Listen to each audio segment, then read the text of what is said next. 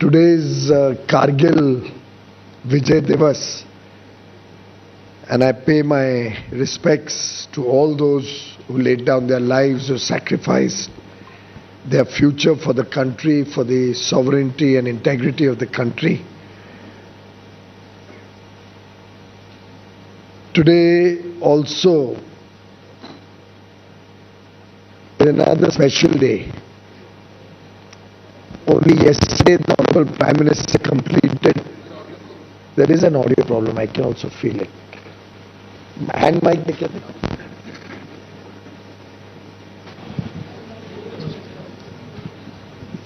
कैसे हो रहा है ये वाला माइक उनका दूसरा? Hello, same. किधर कुछ तुम्हारे सिस्टम में प्रॉब्लम है? नहीं सर, मतलब अभी आज तक मैं यहाँ पे 500 बार चुका हूँ यार.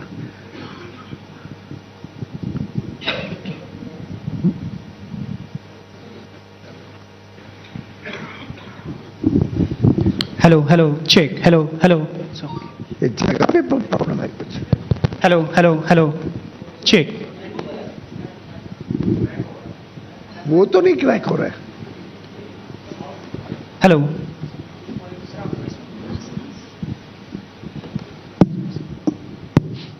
हेलो, अभी बेटर है? वही प्रॉब्लम है? एको तो है अभी भी. Something is wrong. Is it? तो जरा चेक करवाना बाद में, आज के बाद immediately check. Siddharth, let's check this out. Yesterday, the Prime Minister completed 4,078 days and became the second longest serving Prime Minister continuously in office after Jawaharlal Nehru ji. And in a way, this morning when I read that the latest international survey has again shown the Prime Minister as the most popular leader in the world, it only goes to vindicate that the work that he is doing in the interest of the nation, in the interest of the people of India, and the global acceptability and reputation that he has earned, the trust that he has earned across the world. 27 global honors being given to one leader is by itself a record. It shows that the world today recognizes and respects India, and the free trade agreement between India and UK, the comprehensive economic trade agreement, clearly reflects the growing relevance and importance of India at the world stage. And it also shows that more and more countries, including and particularly the developed world, is today appreciating that India is the future. The business opportunities with India are the best.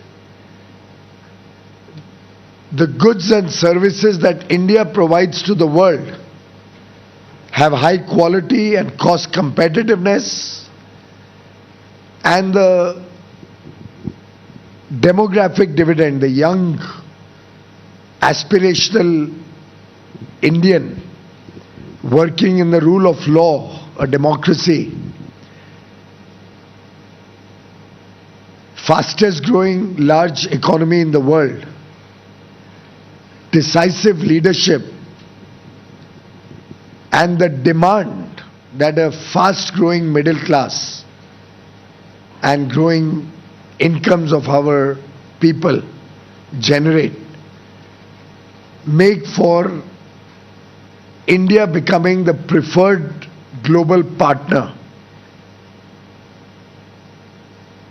The Honorable Prime Minister of United Kingdom also said that this is the most important free trade agreement that the UK is entering into. post-Brexit. In fact, this is a very comprehensive agreement having 30 chapters. I don't recall any other FTA has 30 chapters. And a very wide span of subjects are covered. So much so that without compromising our interests at all, we have been able to come to terms on even issues like gender, environment, on IPR, intellectual property rights, and there's some misconstrued notions that some of you have carried, which I'm happy to address. We have protected all the sectors of India's sensitivity vis-a-vis UK. Every country you have different sectors which are sensitive. There's no one size fits all. So dairy, for example, we have not opened for UK. Rice and sugar, we have not opened for UK. So specific areas of concern where we do not wish to give access, we have been able to protect so that there is absolutely no area for concern for India in this FTA, whereas we have got 99% plus access, preferential access, in most cases zero duty access for the exports that we do to the United Kingdom. So zero compromise, extensive benefit. It makes for a phenomenal free trade agreement, a historic agreement which will not only support export of goods and services, but will also bring a stable, predictable and secure framework in which India can become a trusted partner for UK's supply chains, encouraging more investments into India. India can become a partner of UK for technology, innovation, and in some sense, it will open the doors to the developed world for India. I'm sure most of you have already noticed that unlike the UPA, the Congress-led UPA, which used to do agreements with countries like the ASEAN region, who are our direct competitors, who did not open their market as much as India opened the market for their goods.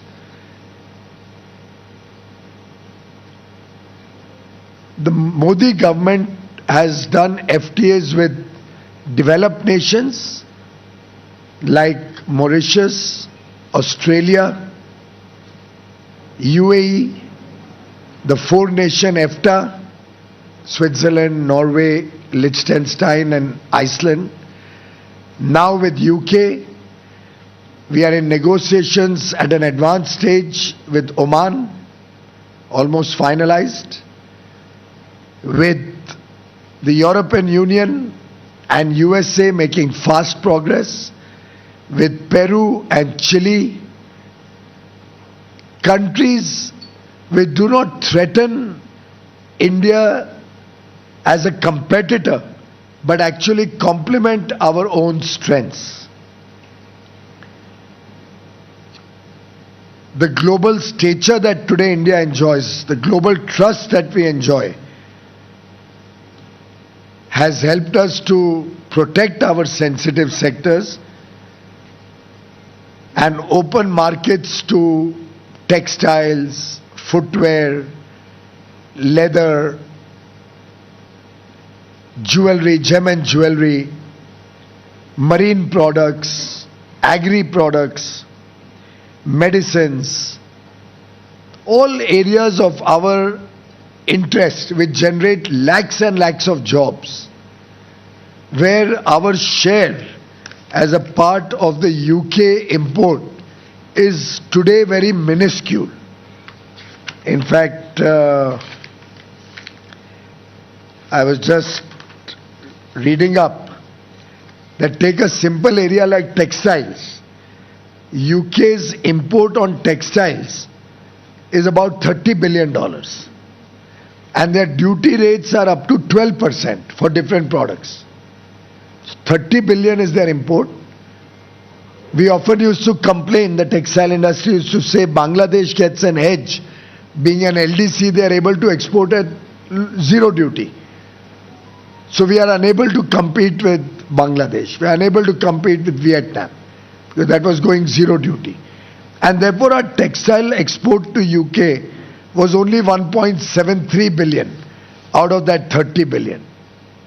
That is about 5.5%. Now we'll also be at zero duty. So imagine the huge delta of opportunity that has opened up for our textile sector. Leather footwear is even more interesting. Leather and footwear sector, leather products and footwear. Duties are up to 16%. So we only had $500 million of export in a $10 billion market. Imagine the huge potential. Our mochis and our Kolhapuri chappals will benefit significantly with this zero duty on all footwear, all leather products that go to UK. Gem and jewelry, their import is about $80 billion. They had duties of about up to 4%. But in gem and jewelry, you all know, even 4% is a huge duty because value add itself is small. Now we'll have zero duty access. So we can grow from $500 million, which we do out of 80 billion today, to sky's the limit. On marine products, I have many other products in my list and large imports. In mechanical machinery, we pay up to 8% duty, therefore we only export 1 billion out of 77 billion imports in UK. Like that, I can give you about plastic, rubber, 22 billion imports, plastic and rubber goods. And our share is only 300 million. 22 billion, 300 million. That's 1.5%. But look at marine products. They import about 2.73 billion.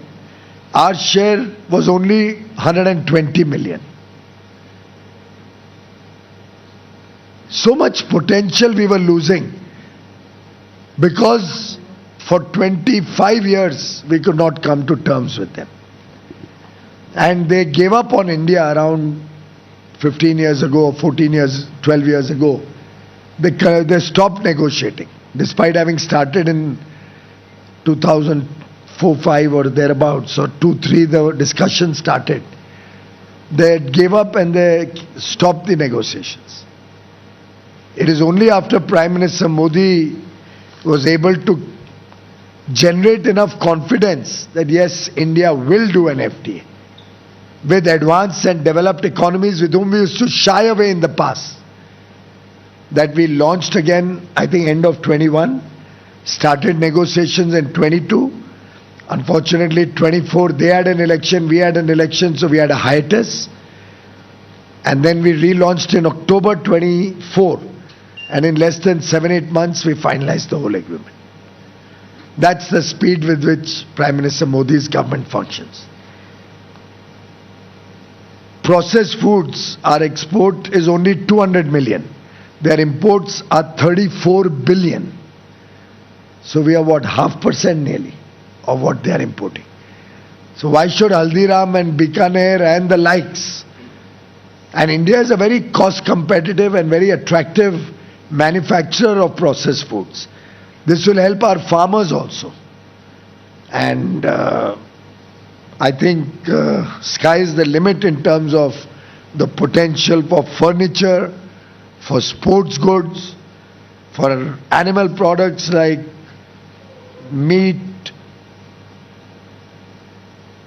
vegetables, fruits, spices will all go zero duty, another big area of India's interest.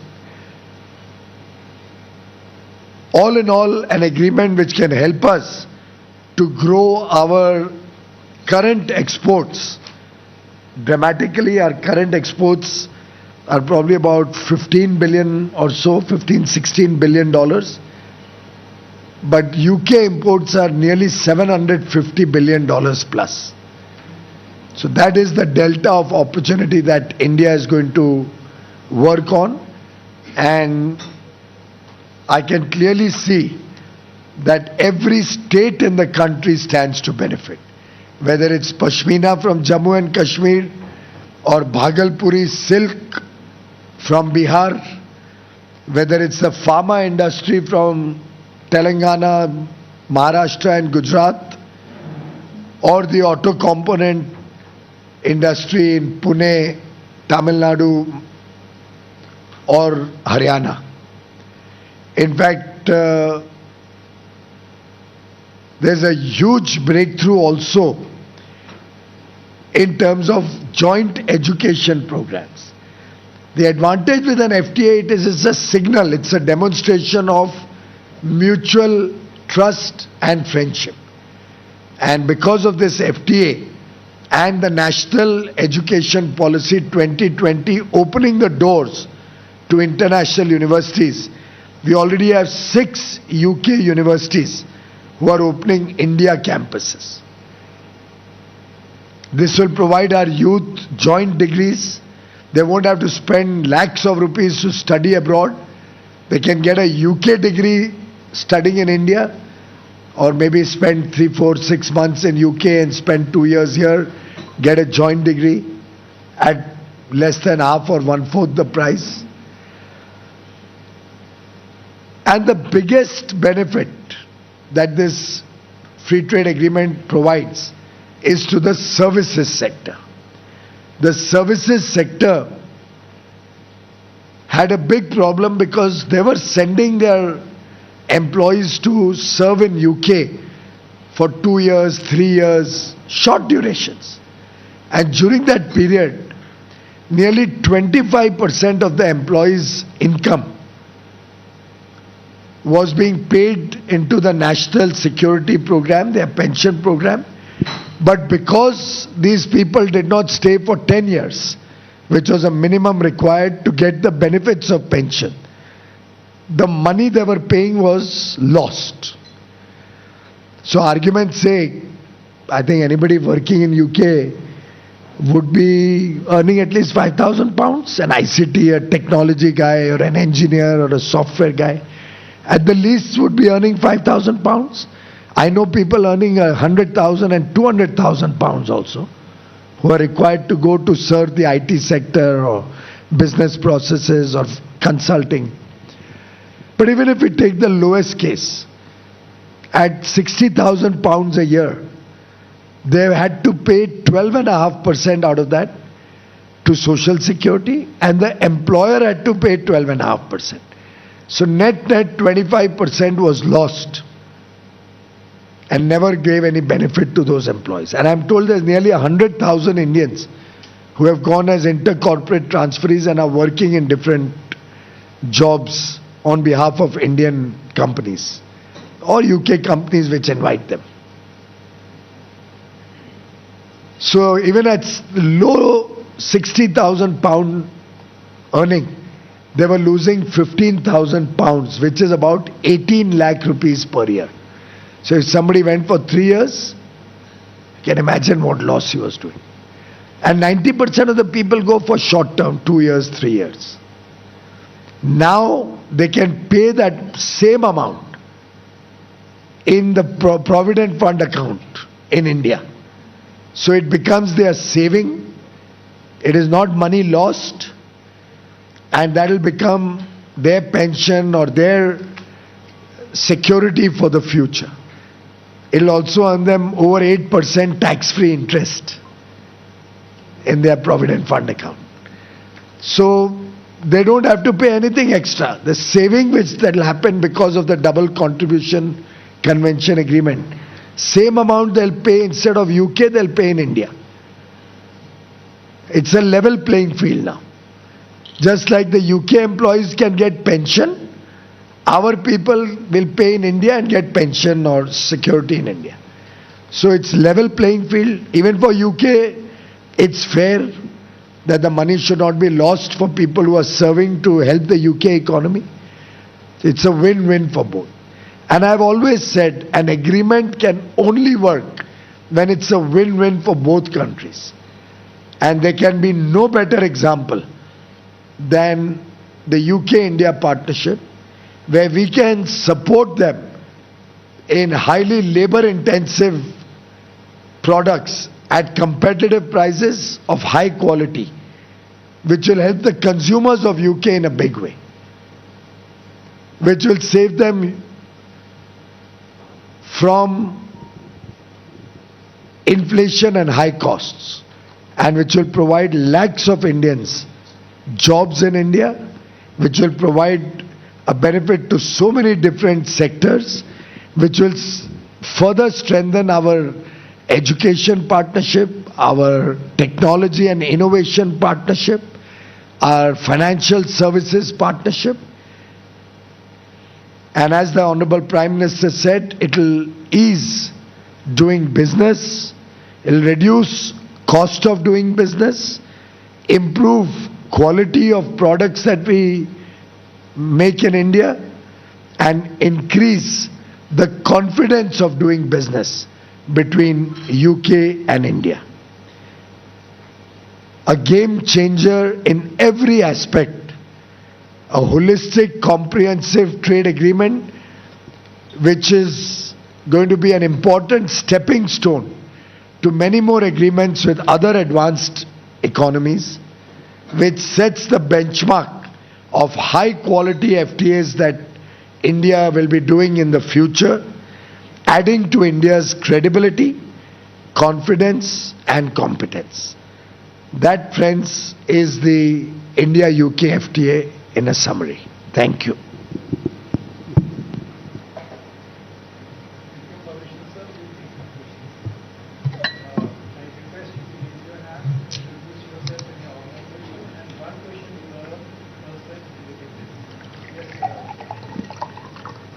Better है वही problem है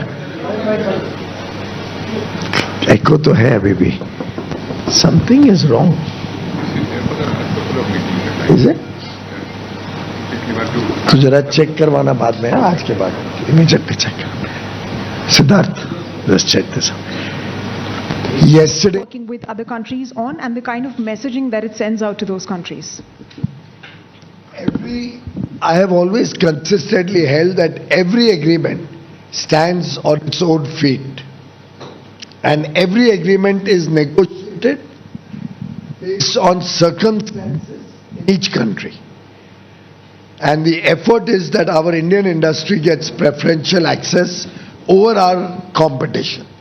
And I think this can become a gold standard to ensure that India protects sensitive sectors and opens the doors, particularly in areas where it's highly labor intensive, in competition with our other competitors in other countries, and allows high quality goods of technology and other products to come to India.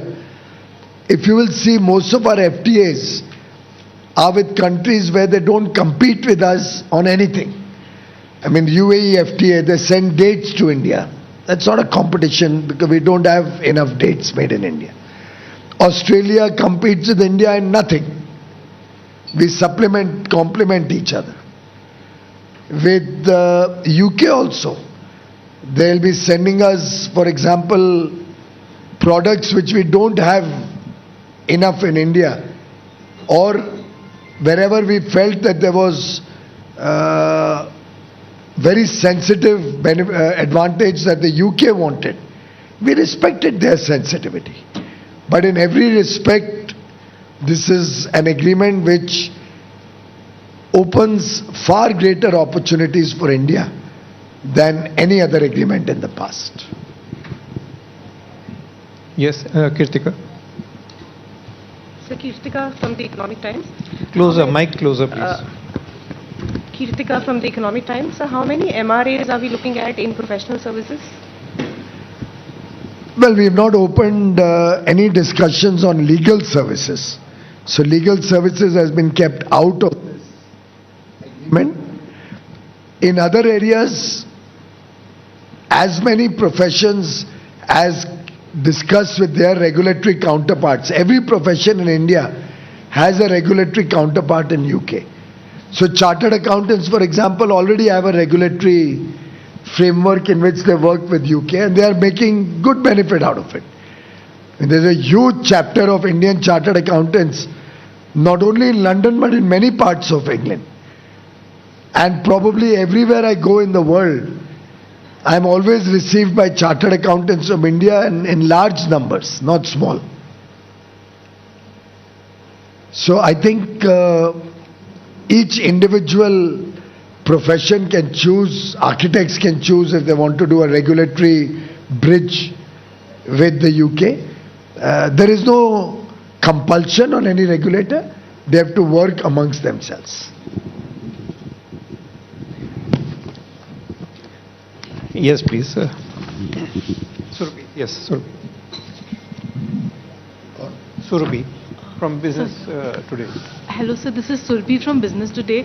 Sir, just wanted to understand that in terms of operationalizing of the FTA, sir, what kind of a timeline can we expect? India cabinet has already approved, so we are ready to operationalize. UK, the process goes through parliament. But since most of the FTA was finalized when the other party, the Conservative Party, was in government, and the current party has not changed anything. They have continued whatever was finalized has been taken forward. I think there will be bipartisan support. So whatever the time it takes for them in parliament, it could be a few months, it could be up to a year, I don't know. It's more a thing that the UK will have to sort out. Deepshika. So this is Deepshika from the Economic Times. So how soon are we expecting to conclude the investment part of the agreement? A little louder. What do you mean by that? The investment, a separate investment agreement? I wouldn't know, you'll have to ask the concerned department that.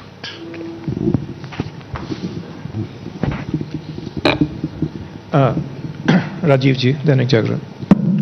Sir Rajiv Dainik Jagran से। Sir मेरा सवाल है कि अभी हमारे लिए agree में बहुत बड़ा मार्केट खुलने जा रहा है, एग्री एक्सपोर्ट के लिए किसान को बहुत फ़ायदा होगा, बट सर हमारा एग्री एक्सपोर्ट काफ़ी कम है अभी वहाँ, चूँकि यूरोप में हमेशा क्वालिटी कंट्रोल को लेकर काफ़ी बातें होती रहती हैं और यूरोप में राइस पे पहले भी सवाल उठते रहे हैं और हमारे कई ऐसे एग्री प्रोडक्ट्स हैं। तो ये चूँकि अगर हम ब्रिटेन में अपने एग्री एक्सपोर्ट को बढ़ाना चाहते हैं तो क्वालिटी पे खास ध्यान देना पड़ेगा, तो इसके लिए हमारी क्या तैयारी है? ये चूँकि तभी इससे आज की प्रेस कॉन्फ्रेंस में इंडस्ट्री सेक्रेटरी भी बैठे हैं। हमारी चेष्टा है और आप लोग सब जानते भी हैं कि क्वालिटी के ऊपर विशेष भारत ध्यान दे। तो हमने क्वालिटी कंट्रोल ऑर्डर्स भी अलग अलग चीजों पे इसी हेतु से लगाए हैं कि भारत का माइंडसेट, मानसिक सोच अब क्वालिटी के प्रति ज्यादा मेहनत करने की बननी चाहिए। तो मुझे खुशी है कि कई सेक्टर्स में लोगों ने अब सामने से आके बोलना शुरू किया है कि भाई हमारे प्रोडक्ट्स पे क्वालिटी कंट्रोल ऑर्डर लगाओ, नहीं तो या तो भारत में कुछ लोग बड़ी कचरा क्वालिटी बनाते हैं या विदेश से कुछ लोग कचरा क्वालिटी इंपोर्ट करके भारत की मार्केट को खराब करते हैं। हमारी इच्छा है कि भारत में एक ही क्वालिटी बिके और वो अच्छी क्वालिटी बिके। मैंने कई बार आप लोगों को उदाहरण भी दिया है कि एक जमाना था कुछ वर्षों पहले तक, जब मार्केट में कोई जाता था तो बोलता था भैया एक्सपोर्ट क्वालिटी का माल दिखाना, और वो उसी समय पे ज्यादा था जब जो व्यक्ति ये वर्ड भैया यूज करता है उनकी सरकारें चला करती थी। लेकिन प्रधानमंत्री मोदी जी ने आते ही 2014 में एक संदेश दिया देश को, जीरो डिफेक्ट जीरो इफेक्ट, और तभी से हम भारत में एक मुहिम चला रहे हैं कि सस्टेनेबिलिटी हो, पर्यावरण हो, उसके प्रति भी हमें बहुत संवेदनशील रहना है और गुणवत्ता हमारे भारत की सेवाओं की और भारत के वस्तुओं की जो भी हम प्रोड्यूस करते हैं वर्ल्ड क्लास होनी चाहिए। जैसे आप नोटिस करते हैं कि अभी सरकार के खुद के ऑफिसेस, अब सामने आपने तीनों बिल्डिंग देखी होंगी, बन गई हैं सेंट्रल सेक्रेटेरिएट की। ये बिल्डिंग में तो आप कई वर्षों से आ रहे हैं। अब पूरी सरकारी तंत्र, सरकारी ऑफिसेस भी इस पॉजिटिव माइंडसेट के साथ हाई क्वालिटी ऑफिसेस में फंक्शन कर रहे हैं। ये मोदी जी की सोच है। पार्लियामेंट देखिए, अब अपने खुद का हमारा एक मॉडर्न पार्लियामेंट है जो देखने देश विदेश से लोग आते हैं। नॉर्थ ब्लॉक, साउथ ब्लॉक में माननीय प्रधानमंत्री जी दुनिया का सबसे बड़ा म्यूजियम की कल्पना कर रहे हैं, और पुरानी बिल्डिंगों का काम वैसे वही होना चाहिए।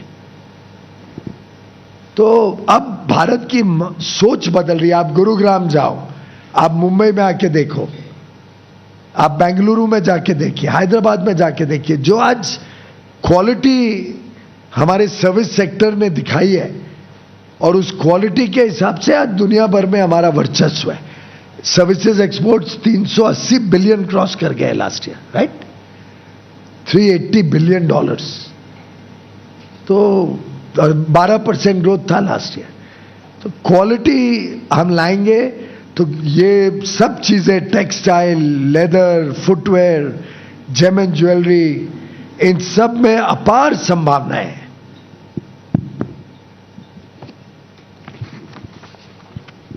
No more questions? Deepak Mandal ji. Sir, this is Deepak Mandal from New Indian Express. Sir, as you Deepak Mandal, New Indian Express. हाँ, said, as you said that many sensitive sectors have been kept out of the purview of this FTA. So, are we going to treat these sectors in a similar way? are we going to? Treat these sectors in similar manner with other ongoing negotiations? Maybe you've come to cover my press for the first time? No, sir. You've come before? Yes. Because I have often repeated, and I said it today also, I think. Every free trade agreement stands on its own legs, has its own dynamics, and has its own sensitivities, defensive and offensive interests. For example, take automobiles. There was a time we couldn't do free trade agreements with many countries because we just kept thinking we should not open the automobile market at all. Correct? And उस चक्कर में FTA नहीं कर पाए. And my own thinking is we have lost so much opportunity and lakhs and lakhs and lakhs of jobs, maybe crores of jobs, for the lost opportunities because we just kept a closed mind. But look how intelligently we have opened the automobile in this agreement. Have you all gone into it with detail? So for internal combustion engine cars, that is petrol and diesel cars, we are going to open over 10 years, gradually increase the quota from a small number, I'll just give you the number, to a maximum of 37,000 after 10 years. After 10 years, India will be selling maybe 1 crore vehicles at least. आज भी 50 लाख बेचते हैं, तो 10 साल बाद 1.5 करोड़ होनी चाहिए मेरे हिसाब से, जिस तरीके से आमदनियां बढ़ रही हैं। उसमें 37,000 व्हीकल्स पेट्रोल की 10 साल बाद 10% ड्यूटी पे आएगी शायद। या फर्स्ट ईयर में 10,000 कोटा दिए,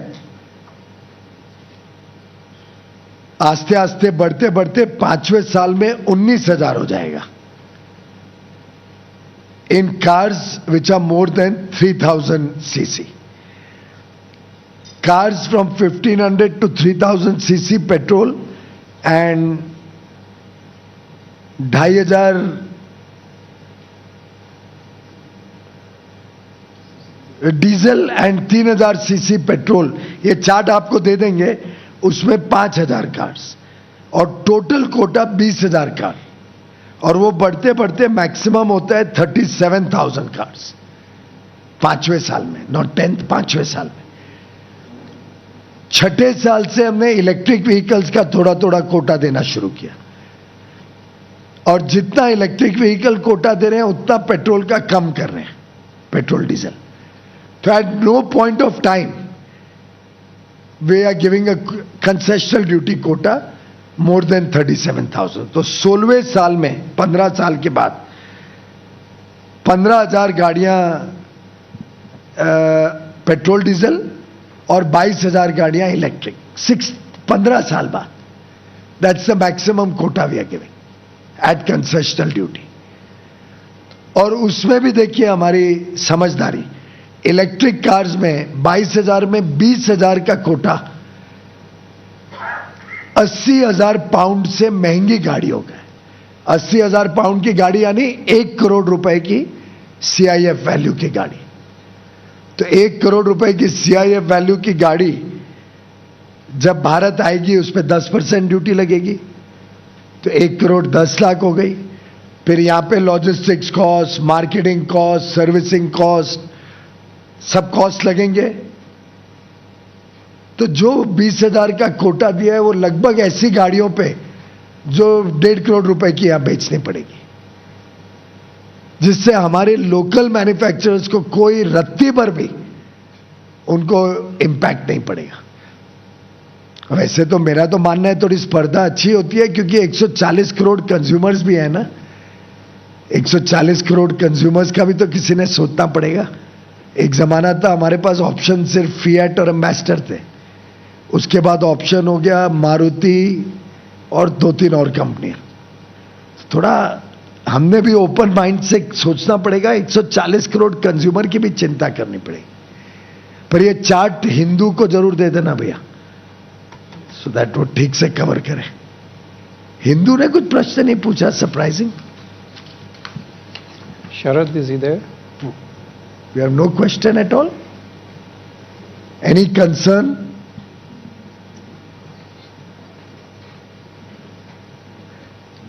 I wish you had clarified that question that you have written about processed foods, because I was so amazed कि इंडिया में चॉकलेट्स आएंगी यूके से तो शुगर की प्रॉब्लम होगी, something like that. Am I right? तो मतलब वो तो FSSAI का काम है, जो भी हार्मफुल चीजें हम भारत में आने ही नहीं देते हैं, और जो भारत में बिकती है उसमें कंज्यूमर को चॉइस मिले तो उसमें क्या बुरा है। तो मैं पढ़ के मैं खुश हुआ कि पूरे यूके FTA में कुछ और मिला ही नहीं क्रिटिसाइज करने को, एक्सेप्ट कि चॉकलेट्स अब भारत में आएंगी या प्रोसेस्ड फूड्स कुछ भारत में आएंगे। पर I wish you had clarified it with me. Any other question? Yes. Most welcome. I'm happy to. Sir, answer. Reuters is having a question. He's Yeah, sitting this most way. welcome. Reuters can also ask me. Thank you, sir. Manoj Kumar. I addressed Reuters in London also. By Yes, the sir. way. We had an interview like that. Thank you so much, sir. Sir, in your statement and in the papers, like so, you have described nearly 99% of our Exports will be get preferential access. Yes. access. So, sir, wanted to understand from you, and now Secretary sir is also here. So we have elaborated the many sectors like textile, furniture, footwear, etc. So which could be the number one, like which could be the major companies in your sense, like? अरे वो could तो be- stock market sensitive information पूछ No, sir. रहा हूँ। Secondly, if you if you permit, like sir. So, sir, like sometimes the issue of cost comparative advantage has been. We have addressed the issue of tariffs, like, but there may be some other issues on the cost comparative advantage. Our doors are open. If you have any suggestions or if any industry has any issue on cost competitiveness, our doors are open. We are happy to address those issues. Prime Minister Narendra Modi has announced, Nirmala ji announced in the budget, the National Manufacturing Mission that is going to specifically take up such issues where cost competitiveness needs to be improved. Our doors are open and we'll work with industry to make our manufacturing more cost competitive. And if you permit to ask a supplementary question. Sir, Most welcome, sir. Thank you, sir.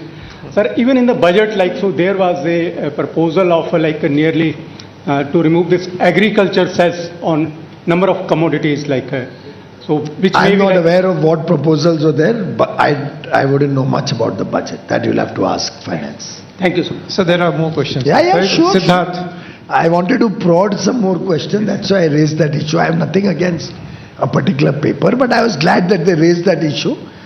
तो उससे मेरा mind एकदम clear हो गया कि और कुछ आपको मिला ही नहीं पूरे एग्रीमेंट में. Sir, I have a question. So what were the reasons that, what are the reasons currently that our trade with the UK is so low? It is 1.9% odd, both export and imports.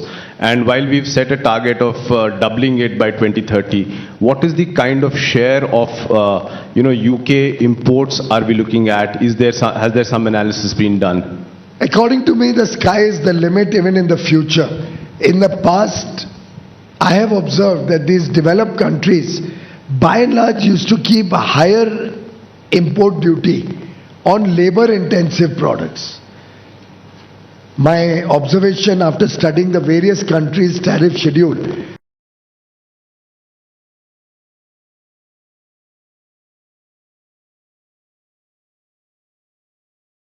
completed 4,078 days and became the second longest serving Prime Minister continuously in office after Jawaharlal Nehru ji.